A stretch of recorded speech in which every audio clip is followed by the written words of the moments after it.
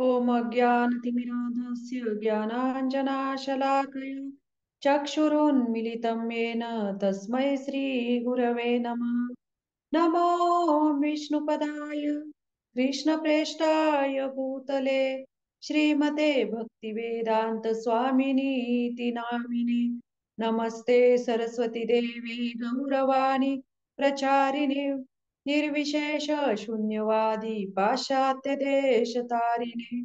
जय श्री कृष्ण चैतन्य प्रभु नित्यानंद श्री अद्वैत गदाधर श्रीवासादि गौर भक्त वृंद। हरे कृष्णा कृष्णा कृष्णा हरे हरे, हरे राम राम राम हरे हरे। नेहमीच्या आपल्या गीतामृत मालिकेमध्ये सर्व मैत्रिणींचे स्वागत। आज आपण 19वा श्लोक बघणार आहोत, ज्याच्यामध्ये कालच्या परवाच्या दीपाली माताजींनी 18व्या श्लोकावर आपण बघितलं असेल की भौतिक लाभाची आकांक्षा न ठेवणाऱ्या केवळ परमेश्वर प्रीत्यर्थ कर्म करण्यात युक्त असलेल्या मनुष्याची दिव्य श्रद्धेने केलेल्या या त्रिविध तप सात्विक तप असे म्हणतात। आणि आज 19वा श्लोक आहे। त्याच्यानंतर 18व्या श्लोकामध्ये आपण बघितलं होतं की सत्कार मान आणि पूजा व्हावी म्हणून दंभाने जे तप केले जाते त्याला राजसिक तप म्हणतात। आणि आज आपण बघणार आहोत की तमोगुणी तप कशाला म्हटलं जातं, तामसिक तप। तर याच्यामध्ये आज मूढग्राहे नात्मानो यत्पीडया क्रियते तपहा परसदनार्थ वा तत्तामसमुदाहतम। आत्मपीडा करवून घेणाऱ्या इतरांच्या विनाशार्थ अथवा इतरांना व्यथित करण्यासाठी मूर्खपणे जे तप केली जातात त्यांना तामसिक तप असे म्हटले जाते। तर आता आपण आतापर्यंत ऐकत आलेलो आहोत, आता हे तिन्ही जे श्लोक होते तो हे मागचे हे सगळे तपावर होते। आता हा लास्टचा शेवटचा श्लोक आहे तमोगुणी तप। तर आता या प्रत्येक जी कुठली तपश्चर्या असते तर ती तपश्चर्या आपण कुठल्या मार्गाने करतो। पहिली गोष्ट म्हणजे आपलं शरीर, दुसरी गोष्ट म्हणजे मन आणि तिसरी गोष्ट म्हणजे वाणी। या तीन प्रकाराने आपण आपली कुठलीही तपश्चर्या करत असतो। जसं की शरीराद्वारे काय करत असतो की शरीराद्वारे उपवास करणे, व्रतवैकल्य करणे, या काही गोष्टींना वर्ज्य करणे, काही गोष्टींना स्वीकारणे, तर हे शरीराच्या रूपाने करत असतो। मनाच्या रूपाने काय, मानसिक रूपाने की आपलं मन नेहमी जे कुठला संकल्प आपण घेतो तर त्या व्रताला धरून त्या गोष्टीत त्या मन आपलं त्याच्यामध्ये काय करणे, लीन करण्याचा प्रयत्न करणे। आणि तिसरी गोष्ट मस्ती म्हणजे ती म्हणजे आपली वाणी। तर या वाणीद्वारे आपण जे काही व्रतवैकल्य करतो, जी काही पूजा करतो, जी काही भक्ती करतो, कुठली गोष्ट तर वाणीद्वारे आपण जे काही बोलतो त्यांच्या आनंदाच्या प्रित्यर्थ करणे, त्या देवी देवता असतील किंवा भगवंत असतील तर त्यांच्या आनंदाच्या प्रित्यर्थ करणे किंवा बोलणे। तर अशा प्रकारे तीन प्रकारे आपण काय करतो, कुठलीही तपश्चर्या करत असतो। आता शरीर मन आणि वाणी, तर याच्यामध्ये पण आपण बघितलं होतं की आतापर्यंत कसं सत्वगुणी आणि रजोगुणी तप कशा पद्धतीने केलं जातं, म्हणजे कुठल्याला सत्वगुणी म्हटलं जातं, कुठल्याला रजोगुणी म्हटलं जातं। जसं सत्कार मान किंवा एखाद्या गोष्टीचा माझी पूजा व्हावी या भावनेने केलेल्या तपाला राजसिक तप म्हटलं जातं। सत्वगुणी तप म्हणजे परमेश्वराच्या आनंद प्रित्यर्थ केलं जातं। आणि आजचं आहे तमोगुणी। आता हे तमोगुणी म्हणजे काय की हे तमोगुणी तप म्हणजे जे दुसऱ्यांना त्रास दे किंवा स्वतःची आत्मपीडा, म्हणजे याच्यामध्ये काय लिहिले की आत्मपीडा करून म्हणजे स्वतःच्या शरीराला त्रास देऊन ती तप करणे आणि त्या तपाचा जे काही फळ मिळतं त्याचा जे काही आहे त्याचा उद्देश त्या तपाचा इतरांचा विनाश करणे। तर अशा तपाला हे आत्मपीडा आणि इतरांचा विनाश करण्याच्या या तपाच्या जो तप करतो त्याला तामसिक तप म्हटलं जातं। कारण तामसिक कुठलीही गोष्ट तमोगुणी असू दे, तमोगुणी जेवण चांगलं असतं का, नाही, त्यांनी काय आपल्याला कुठली आध्यात्मिक गोष्ट प्राप्त होत नाही, आध्यात्मिक चेतना प्राप्त होत नाही, उलट आपल्या शरीराचं नुकसान होतं, इतर जीवांना त्याच्यापासून त्रास होतो। म्हणजे झालं तमोगुणी आहार, तमोगुणी विचार, म्हणजे कुठलीही गोष्ट तमोगुणातली असते ती त्या व्यक्तीसाठी तर घातक असतेच, परंतु ती इतरांनाही घातक असते। मग आता इथे जी तपश्चर्या केली जाते ती तमोगुणामध्ये सुद्धा येते. मागच्या वेळेस पण आपण बघितलं होतं की हिरण्यकशिपूचं उदाहरण आपण बघितलं होतं. कशा पद्धतीने हिरण्यकशिपूचा तपश्चर्याचा हेतू काय होता? तर त्याला कुठल्याही परिस्थितीमध्ये मला त्याचा हे की मला असं वरदान प्राप्त करायचंय ब्रह्मदेवांकडून, की मला विष्णूचा नाश, विष्णूचा वध मी करेन. ही त्याची काय होती? इच्छा होती. आणि त्या इच्छेने, त्या कामनेने त्यांनी काय केलं? त्यांनी तपश्चर्या केली. खरं पाहायला गेलं तर हा हिरण्यकशिपू जो आहे, त्याला सगळं आत्म्याचं ज्ञान होतं. जसं आपण बघितलं की श्रीमद भागवतम मध्ये तो अध्याय येतो, की ज्याच्यामध्ये जेव्हा हिरण्याक्षचा वध केला वराहदेवांनी आणि त्याची पत्नी आई यांना खूप दुःख झालं होतं आणि त्या दुःखाचं थोडंसं सांत्वना व्हावी म्हणून तो काय करत होता, की त्यांना आत्म्याचं ज्ञान सांगत होता. आता हिरण्यकशिपू, की आत्मा शरीर नाशवंत आहे, शरीर क्षणभंगूर आहे, या शरीराचा नाश होतो, परंतु आत्म्याचा कधीही नाश होत नाही. आत्मा शाश्वत आहे. म्हणजे हे आत्म्याचं ज्ञान हिरण्यकशिपू त्या त्याच्या भाऊजाईला आणि आईला देतोय. आणि त्या क्षणाला इथं आता आपण बघतो की तोच हिरण्यकशिपू कशा पद्धतीने दुसऱ्यांना पीडा करवण्यासाठी किंवा विष्णूचा नाश करण्यासाठी तपश्चर्या करतोय. म्हणजे आसुरी प्रवृत्तीची लोक कशी असतात, ते अशा प्रकारे असतात, की त्यांना काही गोष्टी त्यांना असं नसतं की त्यांना ते ज्ञान नसतं. परंतु ते ज्ञान असतपर्यंत त्या त्या ज्ञानाचा उपयोग त्यांच्या आचरणातही येत नाही आणि त्यांच्या हृदयापर्यंतही तो स्पर्श करत नाही.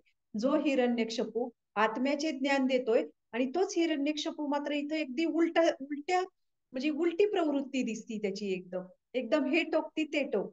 म्हणजे याचा अर्थ काय? हिरण्यकशिपूला आत्म्याचं ज्ञान होतं, परंतु तरीही आसुरी स्वभाव असतो. त्या आसुरी स्वभाव जो असतो तो सगळ्या गोष्टींवर मात करतो. जसं कंसाचं सुद्धा आपण उदाहरण बघू शकतो, की कंस कसा होता? कंस ऍक्च्युली एक क्षत्रिय होता, एक राजा होता आणि त्याचं त्याच्या बहिणीवर किती प्रेम होतं, देवकीवर. आणि त्या देवकीवर जेव्हा त्या देवकी मातेला तो स्वतः म्हणजे जेव्हा त्यांचा विवाह झाला आणि विवाह झाल्यानंतर तो स्वतः तो रथ हाकत होता आणि जेव्हा तो रथ चालवत होता स्वतः, म्हणजे आपण म्हणतो ना की बहीण सासरी गेली तर भाऊ घ्यायला येतो तिला. एक आपली पण प्रथा आहे ना की भाऊ सोडवायला जातो, भाऊ आणायला जातो. जोपर्यंत भाऊ लहान असतो तेव्हा वडील हे कार्य सगळं करतात आणि जेव्हा वडील थोडेसे थकतात त्याच्यानंतर भाऊ जे काही आदर-तिथ्य बहिणीचं असतं, ज्ञान, जी काही भाव व बहिणीची ओवाळणी असते ते सगळं भाऊ बघतो. मग या उदाहरणामध्ये सुद्धा आपण बघतो की इथूनच कदाचित ती प्रथा असेल की देवकीचं लग्न झाल्यानंतर जेव्हा स्वतः कंस रथ चालवत होता आणि देवकीला घेऊन चालला होता म्हणजे पाठराखी म्हणजे तिची हे करत होता, तिला पोहोच करत होता तिच्या सासरी आणि ज्या क्षणाला कंसाला त्या ज्या क्षणाला तिथे हे झालं, की ती आकाशवाणी झाली की देवकीचा 8वा पुत्र तुझा वध करेल. जशी त्यांनी ती आकाशवाणी ऐकली त्याच क्षणी त्यांनी काय केलं, देवकीचे केस धरले देवकीची हत्या करण्यासाठी. म्हणजे आसुरी प्रवृत्तीचे लोक आपण बघू शकतो की कसे असतात. त्यांच्या स्वार्थाभोवती, त्यांच्या त्यांच्या इंद्रिय तृप्तीभोवती कुठलीही गोष्ट काही आडवी आली, की ते लगेच कोणीही असू दे त्यांच्या पुढे, की ते त्याचा वध करण्यास मागे-पुढे बघत नाही. म्हणजे हा कंस पण आपण बघू शकतो, की कसा आसुरी प्रवृत्तीचा होता आणि कंसाची जी काही तपश्चर्या असेल, जे काही त्याला वरदान प्राप्त झाले होते, जी काही त्याच्याकडे शक्ती होती, त्याचा वापर त्यांनी कशासाठी केला? इतरांना त्रास देण्यासाठी केला. जसं आपण बघतो, की कृष्ण लीलेमध्ये, बाललीलेमध्ये जे काही सगळ्या ज्या काही गोष्टी, जे काही आसूर, जे काही सगळं काही पाठवणी केली जात होती, ती कुठून केली जात होती?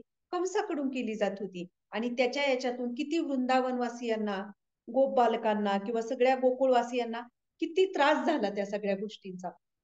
म्हणजे याच्यातून आपण बघू शकतो, की कशा पद्धतीने आसुरी प्रवृत्तीचे लोक हे इतरांना नेहमी त्रास देत असतात, की जसं हिरण्यकशिपूचं आपण हे उदाहरण बघितलं. आता ह्याचं कंसाचं उदाहरण बघितलं. भस्मासुराचं उदाहरण आपण मागच्या वेळेस बघितलं होतं, की ह्या श्लोकाला अनुसरून आहे, की कशा पद्धतीने त्याने तपश्चर्या केली शिवजींची आणि कशा पद्धतीने ती शिवजींची तपश्चर्या केल्यानंतर तो वर प्राप्त झाल्यानंतर मग मात्र इकडं काय केलं त्यांनी शिवजींचाच वध करण्याच्या तो पाठीमागे लागला. कंसाचंही उदाहरण आपण बघतो, की कंसाला जे काही शक्ती प्राप्त झाली होती, त्याचा त्या शक्तीचा वापर दुरुपयोग त्यांनी काय केला, की त्यांनी सीतामाईचाच उपभोग घेण्याचा म्हणजे उपभोग घेण्यासाठी तो प्रवृत्त झाला. म्हणजे याच्यातून बघू शकतो, की असे जे आसुरी प्रवृत्तीचे लोक असतात, आसुर असतात, ते स्वतःच्या शरीराला त्रास देतातच, परंतु इतरांचाही विनाश त्याच्यामध्ये, इतरांनाही त्रास देतात, इतरांचाही ते विनाश करण्याचा प्रयत्न करतात. असे कितीतरी अशी तपश्चर्या असुरी म्हणजे तपश्चर्या पण ते कशी करतात, की किती आसुरी प्रवृत्तीची तपश्चर्या असते. हजारो वर्षे एका पायावर उभं राहणार, मग त्यांच्या तपश्चर्येने सगळा ब्रह्मांडाचा श्वास रोखला जातो. जसं हिरण्यकशिपूची तपश्चर्या अशी होती, की सगळा श्वास त्यांनी काय गेला, त्याच्या तपश्चर्येने सगळ्या ब्रह्मांडाचा श्वास रोखला गेला. म्हणजे हे आसुरी लोक अशा पद्धतीने तपश्चर्या करतात आणि त्यांचा उद्देश फक्त इंद्रिय तृप्ती आणि इतरांना नाश करण्यासाठी असतो. जसं आता सुद्धा आपण बघतो, की काही यज्ञ होतात, होम हवन केलं जातं. त्या ठिकाणी कशा पद्धतीने पशुबळी त्याच्यात मध्ये दिला जातो. का तर किंवा पशुबळी आपण हे पण बघतो, की किती पेपरलाही बातम्या येत असतात, की कशा पद्धतीने काही नरबळी देण्यासाठी काही मुलांचा वध केला जातो त्याच्यामध्ये. काही यज्ञामध्ये काहीतरी गुप्तधन प्राप्त करायचे, काही तांत्रिक शक्ती प्राप्त करायची आहे आणि त्याच्या भोवती ते काय करतात, की असा नरबळी द्यायचा आहे तिथं. तर कितीतरी निष्पाप बालकं याच्यामध्ये ते पळवून नेले जातात आणि त्याच्यामध्ये नरबळी देण्याचा प्रयत्न केला जातो. म्हणजे हे काय प्रकार आहे? हा सगळा आसुरी प्रकार आहे आणि यालाच म्हणतात तमोगुणी तम. आणि याच्यातून हे स्वतःच्या इंद्रियाभोवती, स्वतःच्या इच्छा पूर्ण करण्यासाठी इतरांचाही ते काय करतात, नाश करतात. इतरांनाही त्यांच्यापासून त्रास होत असतो. म्हणून ही तमोगुणी, म्हणजे म्हणून तमोगुणामधली कुठलीच गोष्ट ही चांगली नाही. तमोगुणामधली त्या व्यक्तीसाठीही चांगली नाही आणि इतरांसाठीही ता चांगली नाही. म्हणून तपस्येची व्याख्या जी आहे ऍक्च्युली, ती शारीरिक मानसिक स्तरावर तपश्चर्या कुठलीही आपण जेव्हा स्वीकारतो, जसं शरीर मन वाणी आपण बघितलं, की जसं आता आपण भक्त असू, वैष्णव जे आहेत ते एकादशीला उपवास करतात. एकादशीला उपवास करतात म्हणजे अन्न स्वीकारत नाही ते. एकादशीसाठी लागणारं जे काही अन्न आपण तेच आपण स्वीकारतो. म्हणजे कुठलीही तपश्चर्या जी असते, ती तपश्चर्या शारीरिक असो, वाचिक असो, मानसिक स्तरावर असो, तिचा हा त्रास होणारच आपल्याला. कारण तपश्चर्या करण्यासाठी, कुठलीही तपश्चर्या करायची म्हटलं की कष्ट हे होणारच असतात. फक्त त्या कष्ट करण्याची भावना, म्हणजे ते कष्ट जे काही करतो त्याच्या मागची भावना काय आहे हे खूप महत्वाचे असते. जरी आपण कुठली तपश्चर्या करतोय, व्रतवैकल्य करतो, परंतु त्याच्या मागची भावना भगवंतांना संतुष्ट करण्याची आहे का, ही भावना खूप महत्वाची आहे. म्हणून कुठलंही तप तप कुठल्याही प्रकारचं असू शकतं, परंतु त्याच्या मागची आपली भावना काय आहे हे खूप महत्वाचं आहे. जसं आपण बघतो की बद्रीनाथला नर नारायण ऋषी हे पण तपश्चर्या करत आहेत, परंतु ते कशासाठी करत आहेत? लोकहितार्थ, जनहितार्थ ते तिथे तपश्चर्या करत आहेत. आणि हे हिरण्यकशिपू सारखे, रावणासारखे लोक काय करतायत? हिरण्यकशिपूनी काय केलं, की हिंसा करण्याचा प्रयत्न केला त्याच्यातून. स्वतःच्या मुलाची सुद्धा हिंसा त्यांनी करण्याचा प्रयत्न केला. रावणाची प्रवृत्ती काय होती, की इतरांवर त्याला पूर्ण नियंत्रण केलं होतं त्यांनी सगळ्यांवर. देवी देवता म्हणजे हिरण्यकशिपू पण त्याच कॅटेगरीमध्ये आहे म्हणा. परंतु त्यांनी काय केलं, की आणि काम वासनेच्या पूर्ण आहारी गेला. तर हे जे काही असतात ते आपण बघू शकतो, की कशा पद्धतीने हे आसुरी प्रवृत्तीची लोक असतात. आता आपल्याला प्रश्न पडेल, की आता हे झालं सगळं, हे आसुरी लोक आहेत, आसुरी तपश्चर्या करतात, त्यांची फळं, मग ते देवी देवतांना त्रास देतात, इतरांना त्रास देतात, हे शास्त्रामधलं उदाहरण. मग आता आपल्याला असं आपण सुद्धा एक भक्त असून किंवा ह्या मार्गामध्ये असून आपण सुद्धा नकळतपणे आपल्या साधनेमध्ये सेवाद्वारे या स्तरावर येऊ शकतो. म्हणजे आता ते कसे समजून घ्यायचे, की आताच्या माझ्या जीवनामध्ये हा श्लोक जो आहे तो मी कसा समजून घेऊ? हा, हे ठीक आहे, आपल्याला वाटलं की रावणाकडे तेवढी शक्ती होती, हिरण्यकशिपूकडे तेवढी शक्ती होती, आपण कुठे त्या कॅटेगरीमध्ये येतो? आपल्याला रावण, हिरण्यकशिपू हे खूप मोठे मोठे उदाहरणं वाटतात ना एकदम, आणि असं वाटतं की किती आसुरी होते ते. पण नकळतपणे आपल्यामध्ये सुद्धा तो आसुरी स्वभाव दडलेला असू शकतो. जसं की आपली साधना असेल, आपली सेवा असेल, आपण सुद्धा जेव्हा आपली सेवा करतो, ते ज्यावेळेस आपण ही सेवा करताना आपण इतरांना दाखवण्यासाठी करतो पहा, किंवा एखादी एक्स वाय झेड आहेत कुणी, अरे बघा मी माझी सेवा किती छान करतोय किंवा किती छान करते, माझ्या सेवेला किती किती ग्लोरिफिकेशन मिळतंय, ही भावना त्याच्यामध्ये आहे का? ही जर भावना असेल तर ती खऱ्या अर्थाने तमोगुणी म्हणू शकतो आपण. तमोगुण म्हणजे काय, की दुसऱ्यांना हीन, म्हणजे दुसऱ्यांना खालच्या पातळीवर दाखवणे आणि मी किती श्रेष्ठ आहे, मला मी किती हे आहे, की ही भावना आपल्यामध्ये असणे. म्हणून कुठलीही सेवा साधना, जेव्हा साधनेचा आपल्याला अहंकार होतो, जसं आता हिरण्यकशिपूला पण जेव्हा त्याच्या साधनेच्या म्हणजे त्यांनी तपश्चर्येद्वारे काही वरदान प्राप्त केले आणि त्या वरदानातून त्याला काय झाला, अहंकार निर्माण झाला आणि त्या अहंकाराने त्याला काय केलं, पूर्ण गिळंकृत केलं. तसं आपण सुद्धा आपली साधना करतो आणि जेव्हा आपली साधना आपण करत असतो त्या साधनेचा सुद्धा आपल्याला काय होऊ शकतो, एक अहंकार निर्माण होऊ शकतो, की अरे मी एकादशी निर्जल करतीये किंवा मी किती सेवा करतीये किंवा मी अरे मी माझे पहाटे उठून 16 माळा जप होतायत. किती अभिमानाची गोष्ट आहे ही. म्हणजे याचाही नकळतपणे आपल्याला कुठं काय येऊ शकतो, अहंकार येऊ शकतो. म्हणून आपली साधना, आपली सेवा ही सुद्धा आपण विचार केला पाहिजे. आपली गुरु, आपले जे गुरु आहेत, गुरु महाराज किंवा आपली जी परंपरा आहे, गुरु परंपरा, यांना प्रसन्न करण्याकरता आपण करतोय का? आणि जेव्हा ही भावना कुठल्याही गोष्टीमध्ये असेल, की मी जे काही ऍक्टिव्हिटीज करतोय किंवा करतीये, ती माझ्या गुरु महाराजांना संतुष्ट करण्यासाठी करत आहे आणि माझ्या गुरु शिष्य परंपरेला माझ्या आचरणाद्वारे माझी कुठली तपश्चर्या असेल, शारीरिक, मानसिक, वाणीच्या रूपाने, त्याच्यातून ते जर प्रसन्न होत असतील, तर ती काय आहे, ती योग्य तपश्चर्या आहे आणि ते योग्य तप आहे. कुठलीही गोष्ट, मग ती साधना असू दे, तपश्चर्या असू दे, या तिन्ही मार्गातून कुठल्याही मार्गामध्ये असू शकते. म्हणून आपल्या भक्तीमध्ये सुद्धा हा धोका आपला, आपण जरी काही करत असेल आध्यात्मिक काही गोष्टी, परंतु कधी कधी त्याच्या मागे आपला अहंकार सुखावण्यासाठी सुद्धा आपण ती गोष्ट करू शकत असो. कुठलीही गोष्ट, जसं मी आता सांगितल्याप्रमाणे, कुठल्याही गोष्टी, कुठलीही ऍक्टिव्हिटीज, कुठलीही काही करू दे, जेव्हा आपण त्याच्या मागची भावना नेहमी आपण, आणि हे आंतरिक परीक्षण आहे, म्हणजे कोणी आपल्या बघण्यासाठी येणार नाही. ते म्हणतात ना, आपलं आणि त्या परमात्म्याचं नातं आहे, कारण त्या परमात्म्याला आपण फसवू शकत नाही. तेव्हा आपल्या आंतरिक चेतनेमध्ये आपण नेहमी अंतरंगामध्ये डोकावून बघितलं पाहिजे, की अरे की खूप आपण ही गोष्ट करतोय, पण खरोखर माझा उद्देश प्रामाणिक आहे का? कारण कधी कधी काय होतं, बाह्य ऍक्टिव्हिटीज मध्ये आपण इतके व्यस्त होऊन जातो, की अंतरंगामध्ये आपण डोकवत नाही. म्हणून म्हणतात ना, की कधीही कुठलीही गोष्ट केली की थोडस एक स्थिर व्हावं. जसं कसं म्हणतात, की वाहतं पाणी असेल आणि तेच पाणी जर स्थिर झालं, तर ते खाली गाळ बसतो त्याच्यामध्ये आणि वरचं पाणी स्थिर होतं.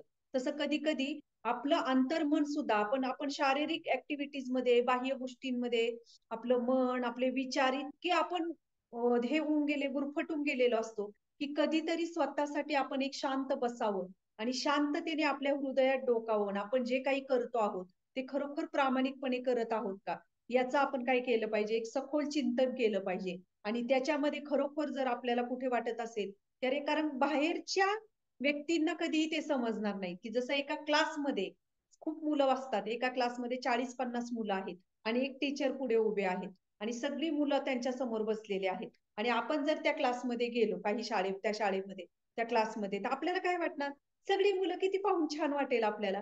परंतु ते जे शिक्षक असतात, त्या शिक्षकांना माहित असतं, की कोणता मुलगा आज्ञाधारक आहे, कोण नम्र आहे, कोण किती पाण्यात आहे, कोण किती उर्मट आहे. कारण त्या शिक्षकाला माहित असतं. शिक्षकाच्या दृष्टीने सगळी मुलं सारखी नसतात. म्हणजे ज्ञान देण्याच्या दृष्टीने तो समज सारख्या ह्याच्यात बघणार.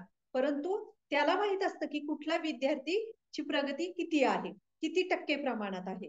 तसं आपण सुद्धा एक सगळेजण साधक आहोत. आपण जेव्हा एकमेकांबरोबर राहतो भक्तांच्या संघात, तर एक भक्त हा नेहमी दुसऱ्या भक्ताला काय करत असतो, एक कौतुक करत असतो, त्याला प्रेरणा देत असतो आणि त्याच्या सेवांसाठी, त्याच्या कुठल्याही आध्यात्मिक गोष्टीसाठी तो अप्रिसिएट करत असतो.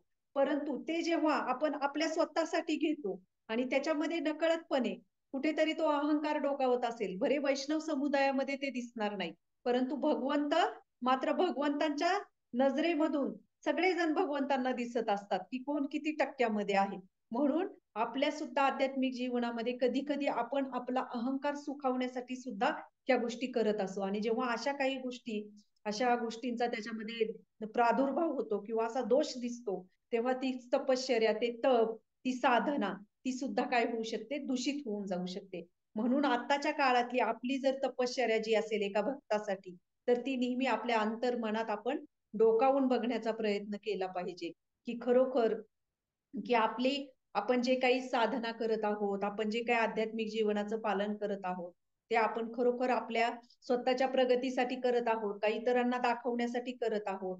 किंवा कधी कधी आपल्या सेवांमुळे कधी कधी असंही होऊ शकतं की आपल्या ह्याच्यामुळे एखाद्या गोष्टीमुळे इतरांना त्रास होऊ शकतो, दुःख होऊ शकतं. ते पण आपण नेहमी वारंवार आपल्या अंतरंगात आपण डोकावण्याचा प्रयत्न केला पाहिजे. आता ही पहिली एक आपण पहिला भाग बघितला की इतिहासातली उदाहरणं, की श्रीमद भागवतम मधली ही उदाहरणं बघितली आपण, की कशा पद्धतीने ते आपल्याला शिकवतात की आपण कशा पद्धतीने तपश्चर्या केली पाहिजे. दुसऱ्या कॅटेगरीमध्ये आपण बघितलं की एका वैष्णवाचं आचरण कसं असलं पाहिजे आणि एका वैष्णवाने सुद्धा या गोष्टींपासून अलर्ट कसं राहिलं पाहिजे, कशा पद्धतीने आपण आपण या गोष्टींपासून दूर राहण्याचा प्रयत्न केला पाहिजे. आणि आताच्या काळातील तिसरी तपश्चर्या म्हणजे जे काय आहे, आता आपण बघतो की आपण सगळेच जण त्या गोष्टीचा म्हणजे त्या समाजाचा त्याचा भाग आहोत, प्रत्येक जण एक व्यक्तिगत नागरिक म्हणून. आणि त्याचा उपभोग आपणही घेत असतो, की जसं आताच्या काळातील आपण बघतो की तपश्चर्या म्हणजे त्याच्यासाठी आपल्यासाठी ही तपश्चर्या.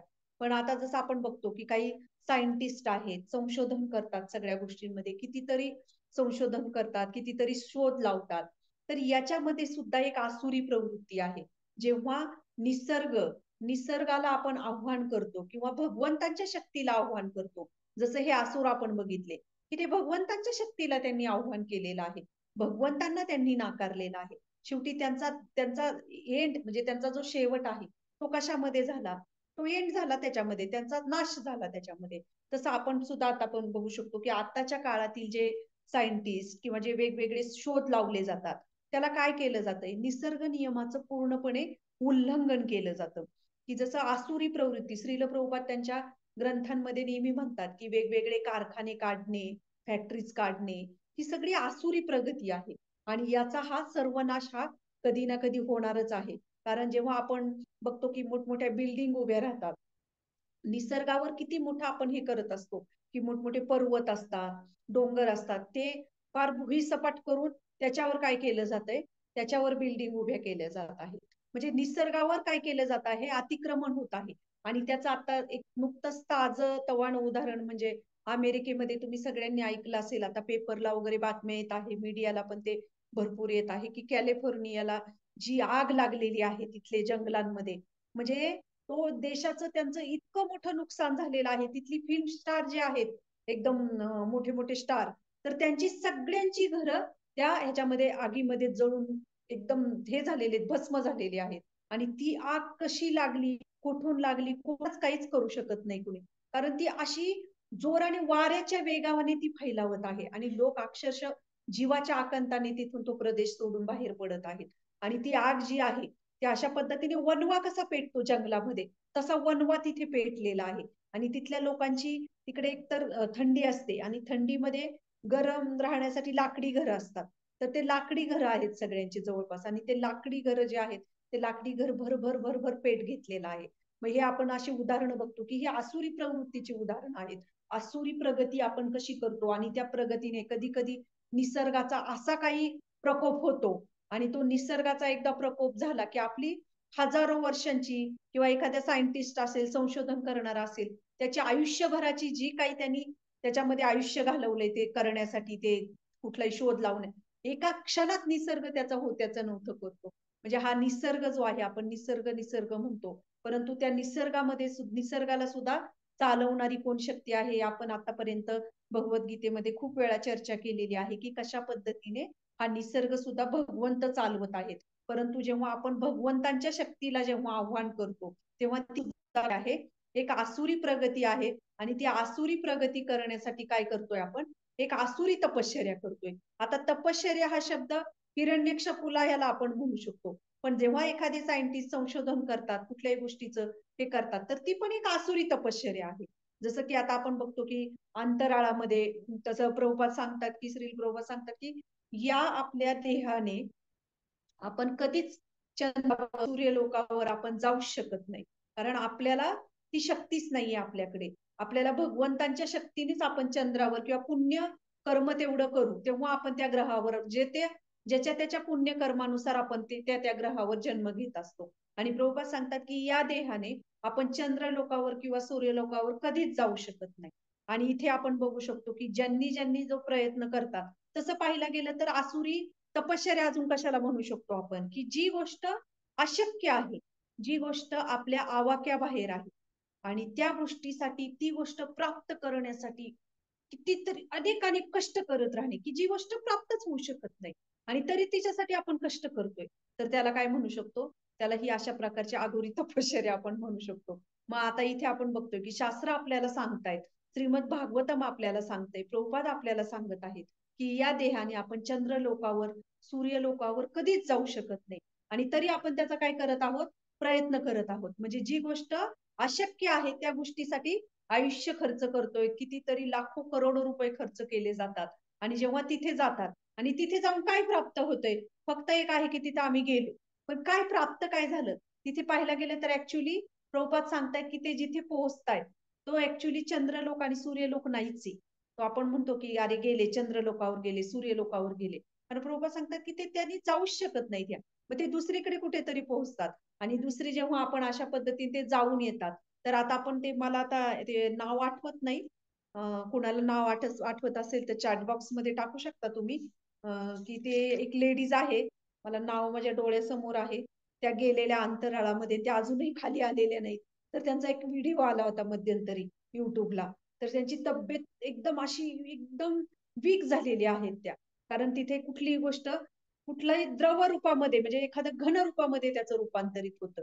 आणि ते कित्येक दिवस झाले, कित्येक महिने झाले, अजूनही त्या तिथेच अडकलेल्या आहेत.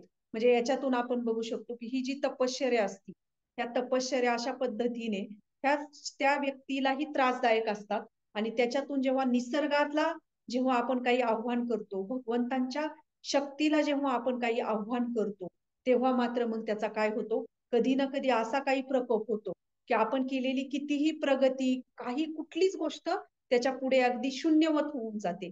म्हणून मग आपण बघतो, की निसर्गाचा प्रकोप म्हणजे आता हा लागलेला अमेरिकेमधला जो अग्नी आहे किंवा एखादा पूर आहे, एकदम एल्याला जोरात येणारा म्हणजे पुरा जेव्हा तो पाऊस पडतो आणि असा काही पूर आला, की त्याच्यात होत्याचं नव्हतं होऊन जातो होतं. हो, म्हणजे भूकंप आहे. म्हणजे ह्या निसर्गाच्या ज्या शक्ती आहेत त्याच्यापुढं आपण कितीही केलेली प्रगती ही शून्यवत आणि एका क्षणात नाहीशी होणार आहे. जसा कोरोनाचा काळही आपण सगळ्यांनी अनुभवला होता. की कशा पद्धतीने कोरोना जो व्हायरस जो कशा पद्धतीने पसरत होता आणि त्याच्यापुढे कुठलीच म्हणजे काहीच करू शकत नव्हतो आपण. तर तो एक काळ आपण अनुभवला होता की कशा पद्धतीने निसर्गाचा जर प्रकोप झाला, अशा पद्धतीने आपण निसर्गाच्या शक्तीला जर आव्हान केलं, तर हां, कल्पना चावला अजून कल्पना चावला तर त्या ॲक्सिडेंटमध्ये त्या गेल्या. परंतु आता ते विल्यम्स का काय काहीतरी नाव आहे बघा माताजी. मला आठवेना त्यांचं. त्या अजून अंतराळामध्येच आहेत. त्या अजून हां, सुनीता विल्यम्स. तर त्या अजूनही खाली आलेल्या नाहीयेत. मग याच्यातून आपण साध्य काय करतो? की दुसऱ्यांसाठी याच्यातून काय होणार आहे? विनाशच होणार आहे या गोष्टींचा. एकदा परमेश्वराची शक्ती प्रकोप झाली, तर त्याच्यातून काय प्राप्त होणार आहे? म्हणून आता आपण बघतो की आपण जगामध्ये अशा पद्धतीची पण एक आसुरी तपश्चर्याच म्हणू शकतो आपण. त्यांच्यासाठी ती तपश्चर्याच आहे.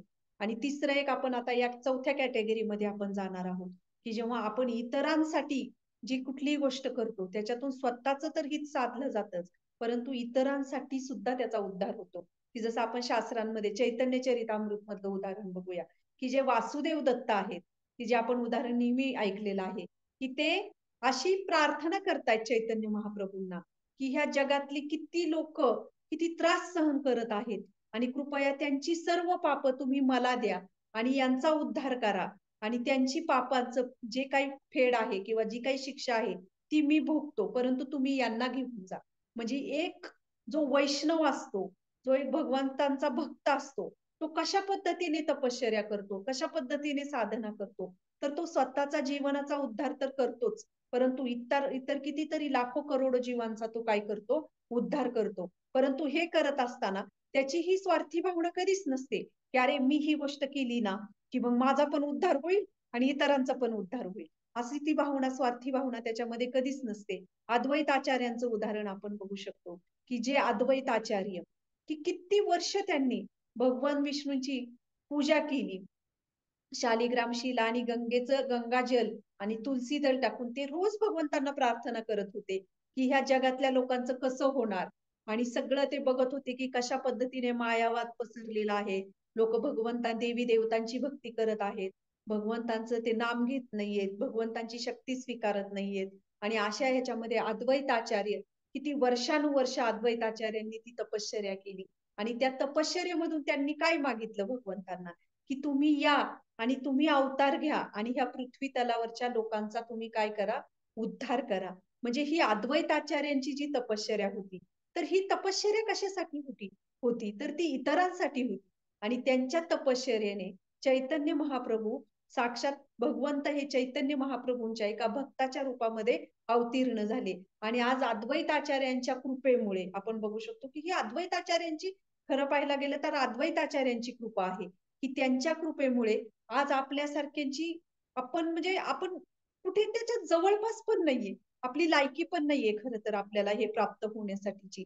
परंतु आज अद्वैताचार्यांच्या कृपेमुळे, त्यांच्या प्रार्थनांमुळे आज जगाच्या कानाकोपऱ्यात आपण बघू शकतो की श्रील प्रभुपादांच्या मार्फत, श्रील प्रभुपादांच्या कृपेने हे हरिनाम आपल्याला मिळालेलं आहे. म्हणजे एका भक्ताची, अद्वैताचार्यांची ही तपश्चर्या आहे. आणि ती तपश्चर्या त्यांनी कशासाठी केली, तर इतरांना हरिनाम प्राप्त व्हावं, भगवंतांचं प्रेम त्यांना प्राप्त व्हावं. ही एकमेव प्रामाणिक भावना अद्वैताचार्यांची होती. श्रील प्रभुपादांचं उदाहरण आपण बघू शकतो. छान खुश होते श्रील प्रभुपाद. त्यांचे आई वडील त्यांच्यावर इतके प्रेम करणारे होते. त्यांचा स्वतःचा व्यवसाय होता. सगळ्या गोष्टी भौतिकदृष्ट्या प्रभुपादांचं बघितलं आपण उदाहरण, तर भौतिकदृष्ट्या सगळ्या गोष्टी त्यांच्याकडे व्यवस्थित होत्या. आणि नंतर पण जेव्हा त्यांनी संन्यास घेतला, तेव्हा ते वृंदावनमध्ये राहत होते एका रूम मध्ये. तिथेही ते आनंदाने राहत होते. त्यांची त्यांची ती भक्ती करू शकत होते. पण आज श्रील प्रभुपादांची ही तपश्चर्या, की आज वयाच्या 70व्या वर्षी श्रील प्रभुपाद हे इथे भारत सोडून अमेरिकेसारख्या देशामध्ये गेले. कशासाठी गेले? कशासाठी प्रभुपादांनी ही एवढी शारीरिक तपश्चर्या आपण बघू शकतो. आज 70 वय असताना या वयामध्ये जाणं, 3 वेळा हार्ट अटॅक त्यांना आले आणि याच्यामध्ये पण तरीही ते गेले. तर कशासाठी गेले?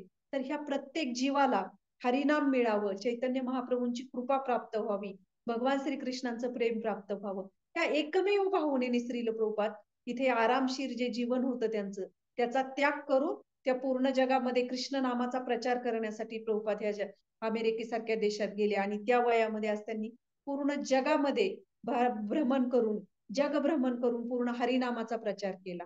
तर हे आपण उदाहरण आपण बघू शकतो, की कशा पद्धतीने हे जे भक्त असतात, तर ते अशी काही तपश्चर्या करतात, की ती इतरांचाही त्याच्यामध्ये उद्धार होतो.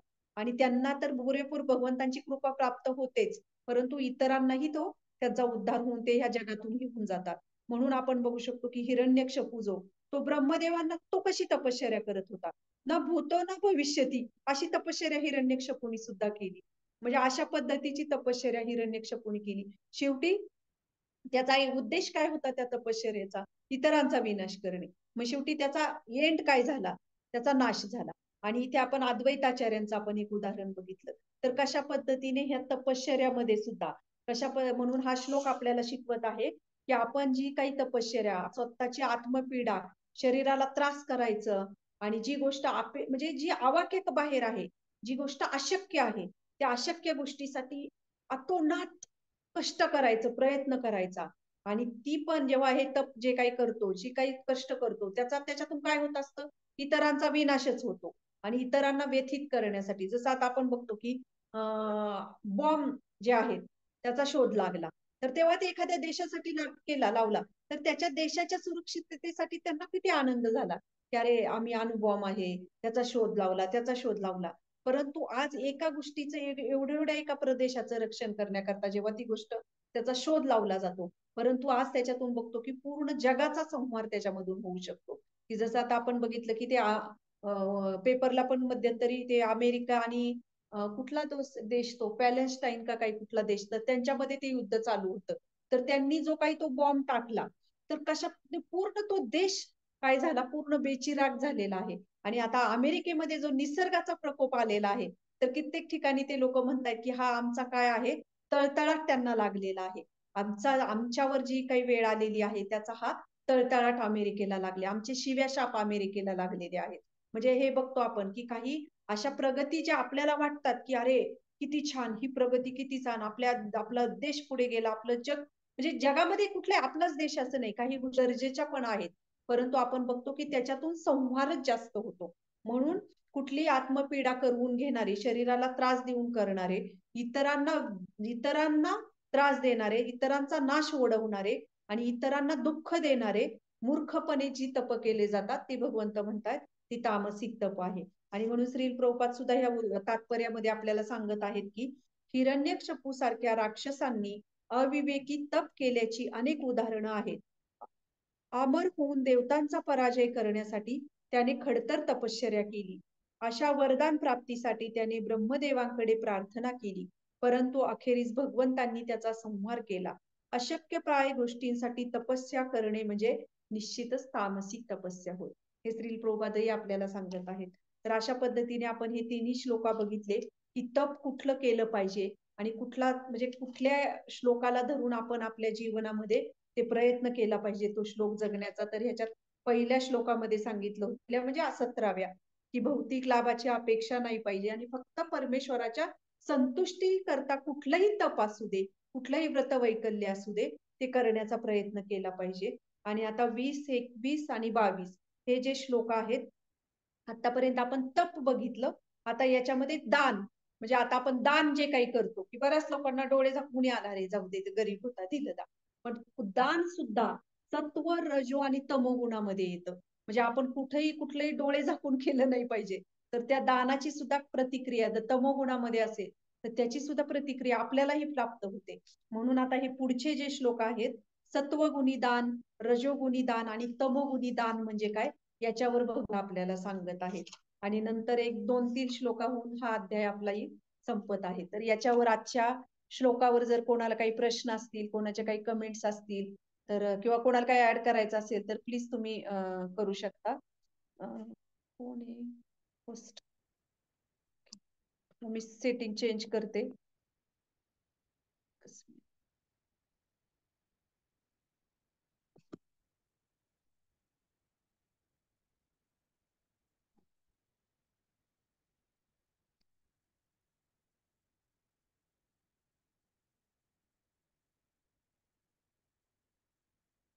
कुणी सांगेल का सेटिंग चेंज झाले का? माताजी दंडवत प्रणाम. ऍक्च्युली काय झालं माझी रेंज गेली होती त्याच्यामुळे. छान झालं लेक्चर. खूप खूप धन्यवाद. थँक्यू. छान अभ्यासपूर्वक तुम्ही एवढं छान लेक्चर दिलं. खूप खूप धन्यवाद. थँक्यू. कोणाला प्रश्न आहे का आजच्या लेक्चरवर काही किंवा कोणाला ऍड करायचं असेल तरी सांगा, नाही तर मग आपण थांबूया.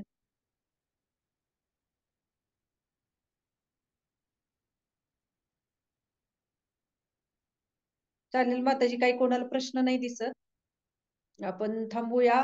आणि उद्या शुक्रवार, उद्या नाहीये शनिवार रविवारी सगळ्या जणी नक्की जॉईन करा. आता आपला बघता बघता एकच अध्याय राहिलेला आहे.